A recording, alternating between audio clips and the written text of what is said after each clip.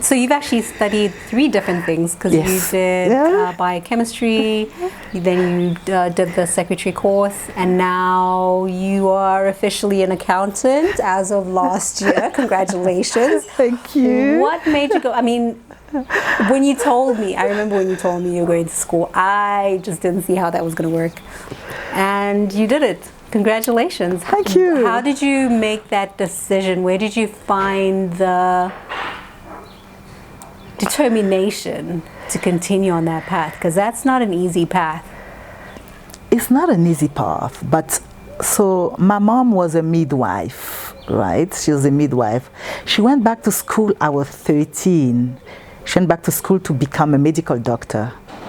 Oh. And I remember my dad is the one who pushed her. Like, you're too intelligent, why are you a midwife? You should go further.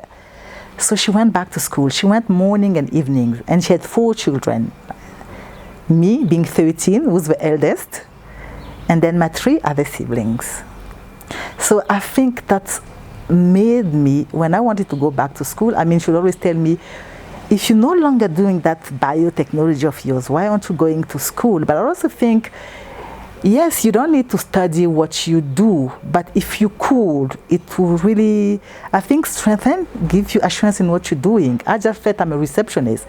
Am I doing my job well? Am I answering calls well? So I went to do a secretary, because also I thought I'm not going to just stop by receptionist.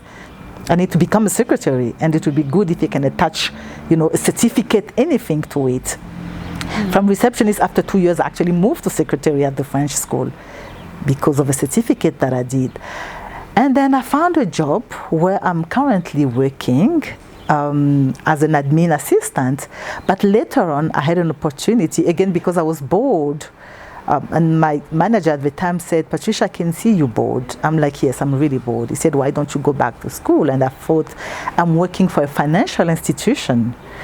And every time I go to meetings and all of that, there are things that I don't understand.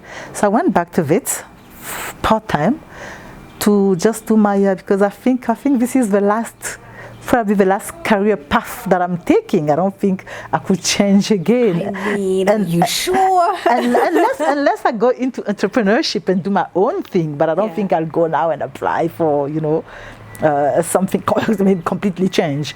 So I decided to go and now complete a degree in in accounting. Took me 6 years, but every time I wanna actually drop, I think of my mom, how she went back to school. In those days, you know, I mean, and I live in a country where today there's internet, I have a car, the distances are not so far. In those days, people will talk, why doesn't she cook at home? This lady never cooks, now she goes to school, you know. See, if she could do it in those days, then why can't I do it today? And at that time, she was 35. In those days, I felt she was old. Mom, you're going back to school at 35. At 35, remember?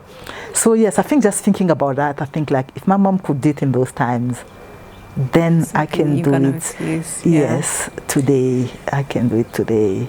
So they say hindsight is 20/20. When you look back on your life and you look at the journey, your career, your education, all the ups and downs that you've been through, did you ever think that you would actually attain half of what you have attained? Could you see this happening for you? Because you have multiple properties, you have your 3 children, you went back to school. I mean, you've achieved more than most people can in a single lifetime. When you look back, what do you think, what do you feel, and did you actually think you'd be here? So I think obviously for everyone, there's what you want in life, but you're never sure that you could achieve it. Was this always in the back of my mind? Yes, I think in the back of my mind, I always saw myself somewhere, right? Reason I've been trying maybe to move jobs, trying to complete my studies. But was I sure that I will get here? Nobody is ever sure, because as I said, life can be unpredictable. I think I'm happy with how far I have come. It's funny, the other day, a friend of mine was telling me, Patricia, I couldn't think that the coffee lady could get this far. So he saw me as a coffee lady. I was selling coffee so that I could get money to to walk towards my dream because I knew where I wanted to go. When I was 2002, I lived in Yeovil. I went to Paris. And my cousins, all of my cousins are there, saw me.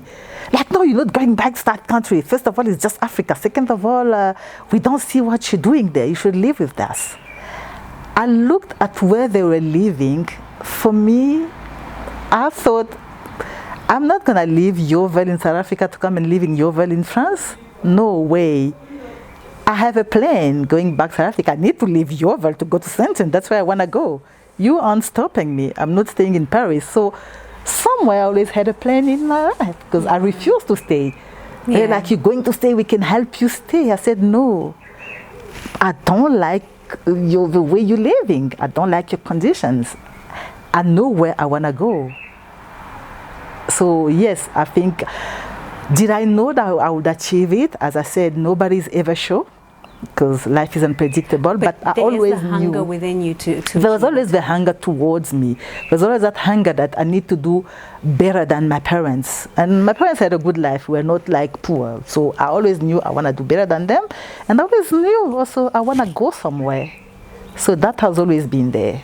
So Patricia, we are about to pry into your life now. We're like digging in. Marriage and parenting. Oof. So tell me how you met your man. How did you know he was the one? Oh dear. How did I meet him? I met this guy in Yeovil. I remember exactly. I was, I think, coming out of a bus. He was walking on the other side of the street with two of his friends, and this guy behaved like a typical Congolese guy, like pss, pss. I'm thinking, really, is he doing that to me? No. Really? So of course, put my head high, walk like a proper Congolese girl, and I go to my flat. Next, I hear knock knock on the door. And because I'm the last to come in, so I go and open. These guys are coming to our flat because they knew one of my roommates. Oh no. So now he can be properly introduced. Okay. So that's how he was introduced to me. Yes, and then from there, I think the rest is history.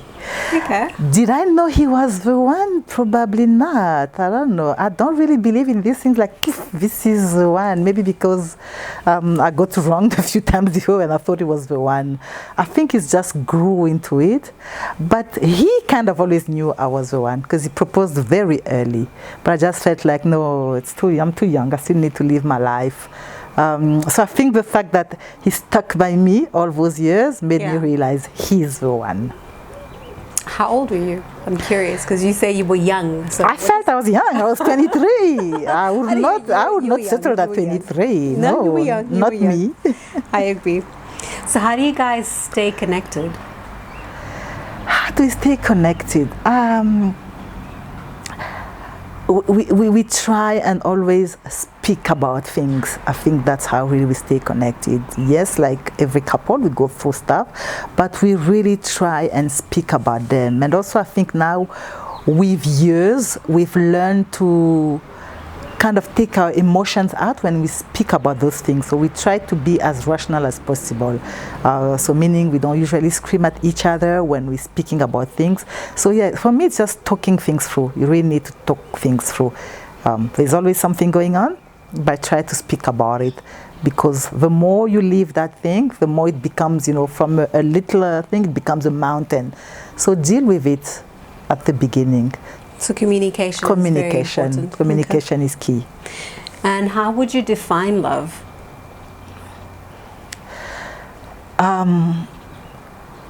Love is an action. To me, love is an action. You can't tell me you love me, but then you're behaving the other way. If you love me, show me that you love me. Treat me like you love me. Behave like you love me. Right? Don't disrespect me and yet you say that you love me. So for me, love, that's it. Love is an action. Your action should actually say the words. Yes, your mouth can say it, but your action needs to show me that you love me. That makes sense. How do you define wealth? So when you look into the dictionary, and people tend to define wealth as maybe an excess of material things or money. To me, wealth is more than that. To me, you're only wealthy if the day you go after you, maybe the next 3 generations can live through your actions. So it's more like a legacy. For me, that's what wealth is. If you are living well today, or if you have in abundance today, but when you leave, then everything scrambles, that's not wealth. So for me, wealth is more for somebody, to me. So there's a difference between having money, having excess, and being wealthy. To me, you're wealthy if really you can guarantee that even in 3 generations or 4 generations after you. And I think this is what's lacking in African communities. We usually kind of confuse rich people with wealthy people. And unfortunately, what we see in many African communities, you start over. Every time the breadwinner goes, we start over. So we really need to start building wealth. I get what you mean. In our African societies. So it's not generational. It's not generational, unfortunately. Is it because we don't teach our children how to do it? Is because we don't train them? I'm not sure what it is, but really there's something lacking. There's rich families, and once they go just the first generations, after that things go down. So African societies, African people, we need to learn to build wealth. How do you define success? Success is defined, is actually measured against your own goals. To me, success is achieving your own goals. It's not defined by anyone else. It's defined by you.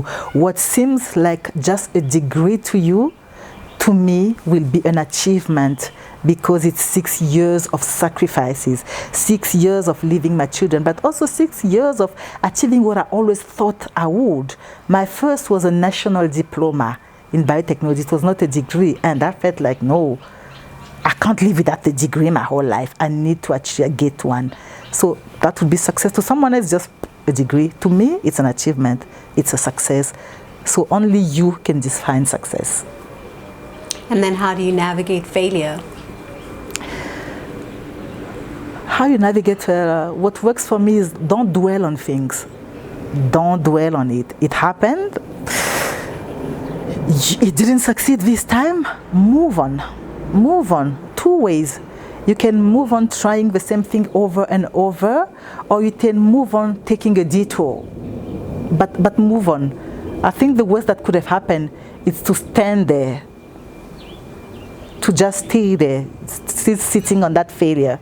As long as you move, and I've lived this, I'm convinced, as long as you take a first step towards something, for Christians like us, as you move, God will meet you somewhere and will take you forward. So always move. Yes, it's a success. Yes, you failed. You stand up, take your knees, and then go on. As I said, you could go on straight, trying to achieve the same thing, or you could take a detour, take a break, and come back to it. But don't dwell on things. Who has God been to you, or who is God to you? God to me is this higher power.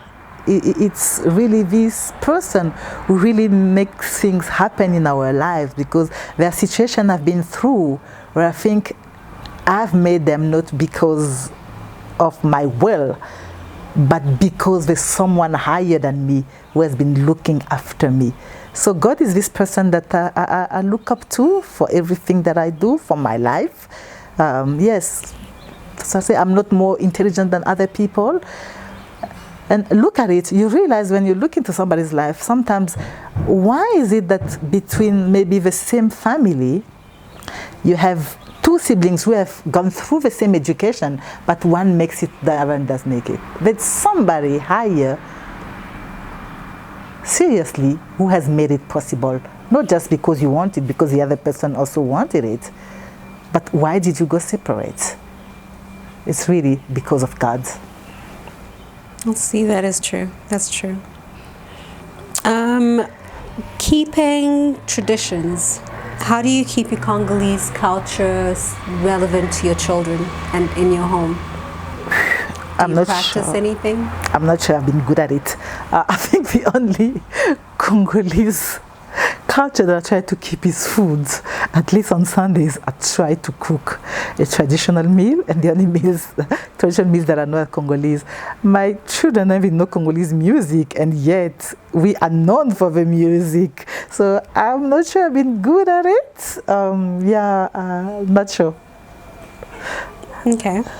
I'm curious, so you mentioned music. What's your favorite song or musician? Oh dear, dear, dear, dear. I don't have a favorite musician. I know it depends on the mood. It really depends on the mood. If I feel like listening to love songs, there's Julio Iglesias that my dad used to listen. I'll go back to Julio and just, listen to those old love songs that still, make it for me. If I feel like just maybe gospel songs, so it really depends on the mood. Okay.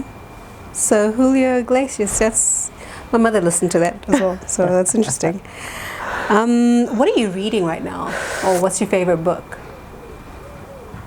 Again, I don't have a favorite book. I've been reading Becoming by Michelle Obama.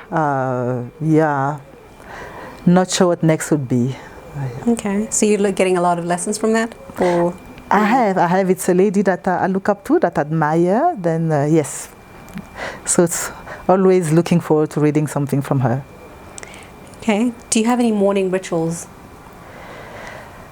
I'm not a morning person, so I like really staying in my bed for 20, 30 minutes before I wake up. And in those 20, 30 minutes, I kind of just look at yesterday and today. Where was I yesterday? Where am I going today? Basically, it's all happening in my mind, and I also like my cup of coffee and quiet. That's what I like. So on Sundays, I'll wake up, take my cup of coffee, come and stay, just sitting at my patio and just trying to have a nice cup of tea before everybody else wakes up. It's a beautiful ritual. So you've lived in South Africa for, the better part of 20 plus years. How have you navigated xenophobia, and does it affect you in any way?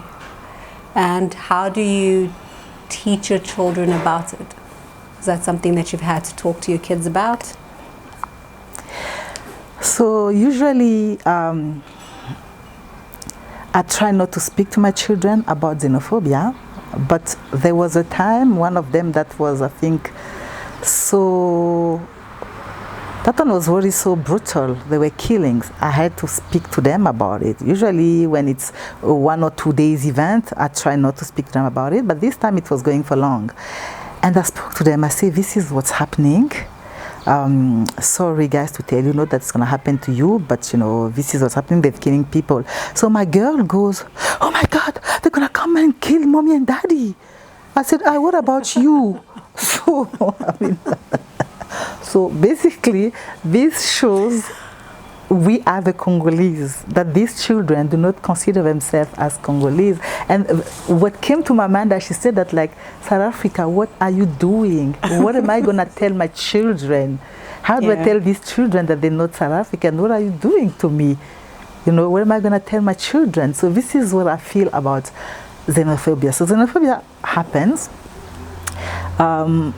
I come from a country where as well foreigner makes it better than the local. Most of the tuck shops are held by Mauritanian, by people from West Africa. And yes, I think when I was there, maybe I had also that feeling that these guys are doing better than us. The only thing, we don't go and attack or kill them. But also what we need to understand is what desperation does to people. When you see somebody, so desperation gives you wings in a bad or a good way.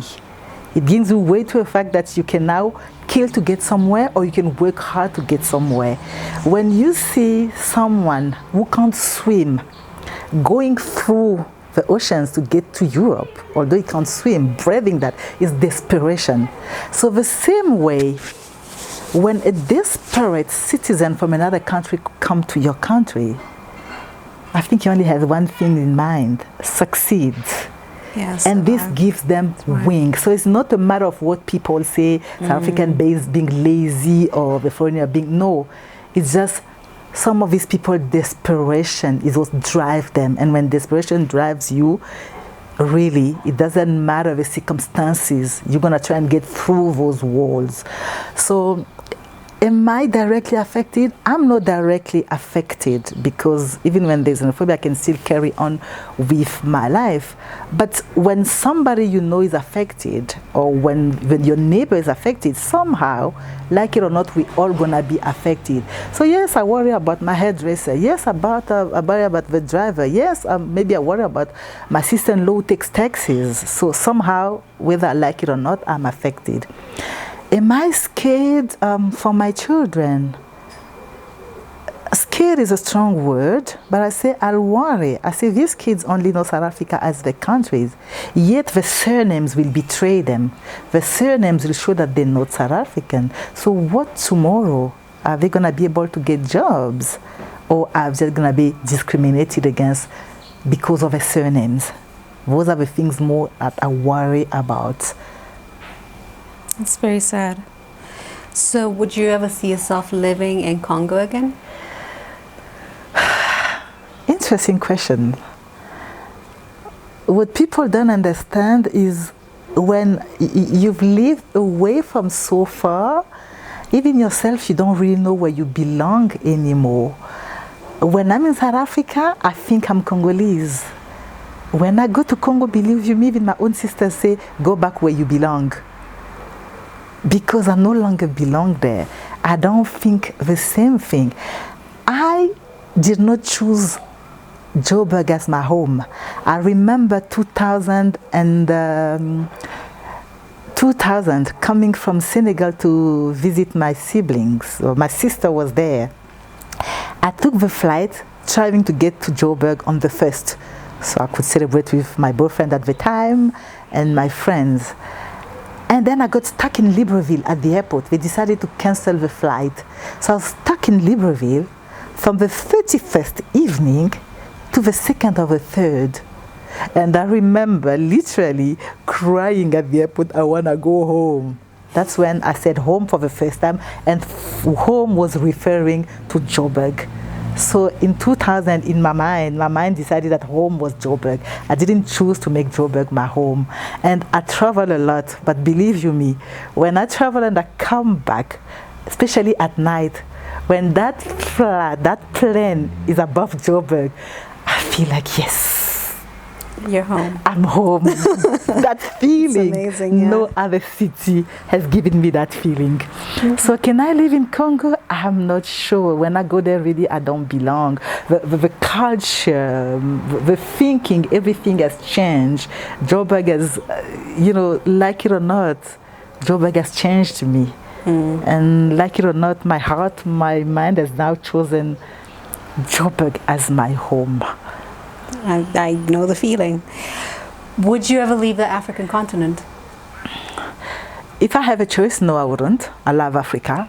I'm an African mama. I'm an African child. I love Africa. I could go for the children, because I always think exposure is good, open people's mind. So yes, can I go live for 2-3 years for my children? Yes, why not? But would I like to leave Africa? No, I really would love to stay here and live in the sun. So your children are South African and you are African at your core. So do you find that you raise your children differently, your sons versus how you raise your daughters? Is there a difference? Unfortunately, yes. Unfortunately, yes. Not in the basic things. Of course, the basic things they all receive. But especially if you live in South Africa, where there's so much violence against women and children, there are things that I tend to emphasize on my daughter. There are things that I try to put in her, but also telling to her that as a girl, you don't need to expect things to come to you. It's okay. You can give yourself a life that you want. Yes, I'm happily married.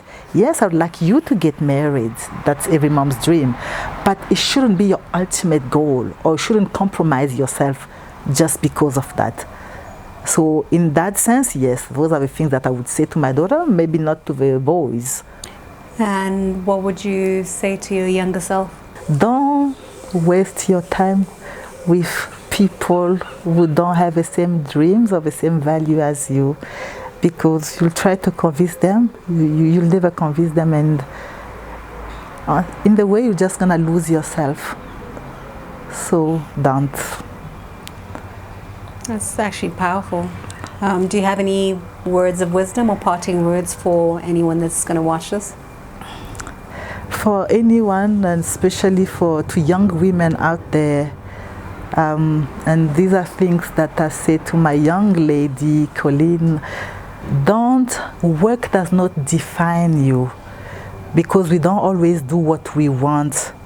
Work is what you do to pay bills. Work is what you do as a source of income. Some people are lucky to do what they like, but most of us, we get the first job just because you need a job. So work does not define you. Your character does, and your character is what's gonna take you somewhere. That's true. So you might be doing this, but don't let that define you. Work is not what you are. Titles are not what you are. Your character is what you are. So let that character shine. Let people see that character, and let that lead you in life. Thank you very much for your time. I appreciate the time that you took to tell us about your life, and I appreciate the lessons. And we wish you nothing but the best in all that you do. Thank you. Thank you.